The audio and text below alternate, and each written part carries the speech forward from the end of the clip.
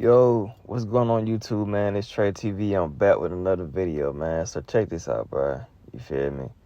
We just had a recent interview that Crawford just had, and pretty much, you know what I'm saying, he's saying that Errol Spence would not be in the Hall of Fame, and he could be in the Hall of Fame if he retired right now. Let's talk about it. So this is my thing. First and foremost, that's how big-headed Terrence Crawford is, bro. You feel me? The fact that he came out and opened up his mouth and said that Errol Spence will not be in the Hall of Fame if he retires right now simply means that he don't know anything about the sport of boxing. Because, first of all, if you look at the two and where they both came from, Crawford started at 135, 140, somewhere in there, and went all the way up to 154 where he's at. Those little guys, let's just keep it a stack, bro. You feel me? The route that Spence took versus what you took to get those belts was way harder. You know what I'm saying? Those little guys that you fought, we don't even know those guys. The only notable name outside of Errol Spence is Gamboa. Literally. Your only big win was against Gamboa. Gamboa and Errol Spence. That's your resume. Forget everybody else. We're not talking about a 12-0 Madrigal, you know, and you got 40 fights at this particular time. We're not talking about that.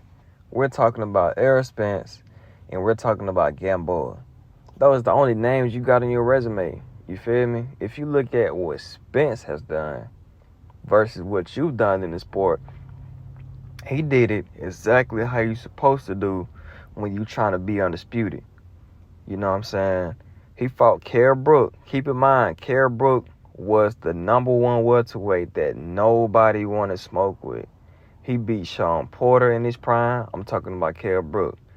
Kell Brook fought Triple G, took Triple G into deep waters. And yeah, he might have, lost and stuff like that. But he fought a guy who was dominant, undefeated at 47, and nobody wanted to smoke with him. And not only that, he was the biggest welterweight at that.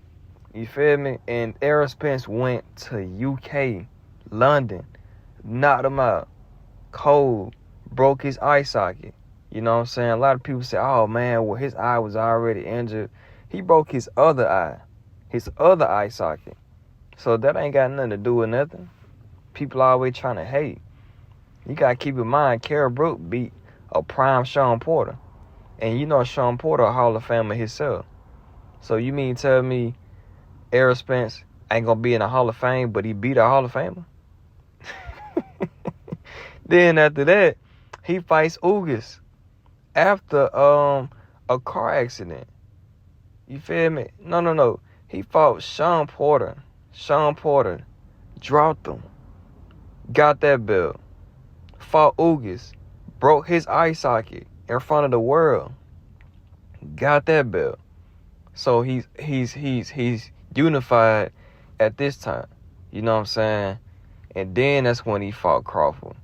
But if y'all remember that video when Errol Spence had that red jumpsuit on, he called him out. That was 4 years before they actually fought.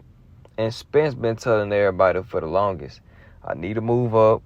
This ain't the way I want to be at. I'm just trying to be undisputed, blase, but I really need to move up. So Crawford, what he done, you know what I'm saying, was pretty much play the waiting game. He knew that Spence wasn't supposed to be at 47 that much longer. But he kept holding on to that belt. You feel me? Because he knew that Spence needed that belt.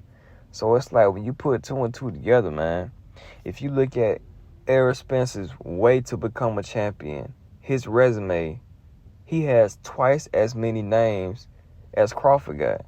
So how in the world is he not a Hall of Famer? That's what I'm saying. At the end of the day, when it's all said and done, Crawford is a joke. He a clown, and he don't know nothing about the sport, man. But other than that, man, this Trey TV, man, we out.